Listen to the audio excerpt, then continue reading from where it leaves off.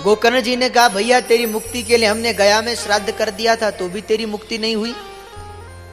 इतना सुनते ही धुंधुकारी ने कहा बोले गया श्राद्ध सते नापी मुक्तिर में न भविष्यति। गया में एक क्या 100 श्राद्ध भी करोगे तो भी मेरी मुक्ति नहीं होगी। अच्छा ध्यान दीजिएगा, गया में जिस व्यक्ति का श्राद्ध हो जाता है ऐसा हो ही नहीं सकता कि उसकी मुक्ति ना हो। निश्चित है कि मुक्ति होगी, परंतु धुंधुकारी की नहीं हुई। क्यों? धुंधुकारी की माता कौन है? जोर से बोलो, हमारी माताएं भी बोलेंगे। धुंधुकारी की माता कौन है? धुंधुली। इसका मतलब ध्यान से कथा नहीं सुनी आप लोगों ने। धुंधुली की बहन का पुत्र था ना धुंधुकारी। तो पूरा ध्यान कथा में रखिए आप लोग। धुंधुली की बहन का पुत्र है धुंधुकारी। इसलिए गोत्र में भिन्नता है। आत्मदेव जी का गोत्र दूसरा है और धुंधुली की बहन का गोत्र दूसरा है। जब गोकर्ण महाराज ने कहते हैं श्राद्ध क्रिया की तो और तो सब विधिवत हुआ, परंतु उन्हें यह बात पता नहीं है कि यह मेरा भाई नहीं है। ये बात तो केवल 3 ही लोग जानते थे, धुंधुली, धुंधुली की बहन और धुंधुली की बहन का पति। तो गोकर्ण जी ने तो श्राद्ध क्रिया करते समय अपना गोत्र लगाया और गोत्र में गड़बड़ी हो गई, इसलिए धुंधुकारी की मुक्ति नहीं हुई। अब क्या करें, धुंधुकारी की मुक्ति कैसे हो? गोकर्ण जी चिंतित हुए। अगले दिन प्रातः काल सूर्योदय हुआ। गोकर्ण जी ने गांव में सबसे पूछा, सबने हाथ जोड़ लिए। महाराज जब आपको नहीं पता तो हम क्या जाने।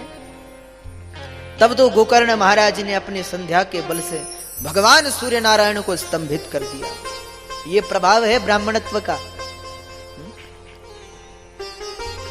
ब्राह्मण जो संध्योपासन करता है उसका इतना प्रभाव है कि गोकर्ण जी ने अपने संध्योपासन के बल से सूर्य को स्तंभित कर दिया। भगवान सूर्य नारायण स्तंभित हो गए। पूछा कौन है? गोकर्ण जी ने स्तुति की है। रश्मिमन्तं समुद्यन्तं देवासुर नमस्कृतं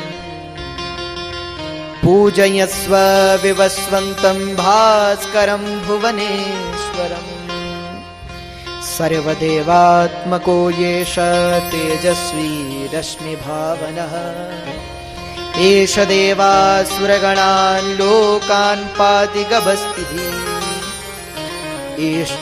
एष ब्रह्मा च विष्णुश्च शिवस्कन्धः प्रजापति महेन्द्रो धनदः कालो यमः सोमो यपाम्पति पितरो वसवः साध्या अश्विनौ मरुतौ मनु वायुर्वनिः प्रजा प्राणा ऋतुकर्ता प्रभाकरः। गोकर्ण जी स्तुति करते हैं। सूर्य भगवान ने कहा क्या चाहिए? तो गोकर्ण जी ने कहा महाराज मेरी भाई की मुक्ति का उपाय बताइए। भगवान सूर्य नारायण बोले श्रीमद् भागवती वार्ता प्रेत पीड़ा विनाशिनी। तुम भागवत की कथा करो, वही प्रेत पीड़ा को मिटाने वाली है। तब तो गोकर्ण जी ने सुंदर समय पर श्रीमद् भागवत का आयोजन किया। स्वयं व्यासपीठ पर कथा श्रवण करवाने के लिए बैठे हैं।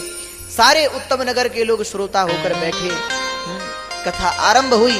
धुंधुकारी कथा में आया, परंतु प्रेत स्वरूप में है तो कथा में बैठे तो कभी इधर उड़ जाए कभी उधर उड़ जाए, तो क्या करें?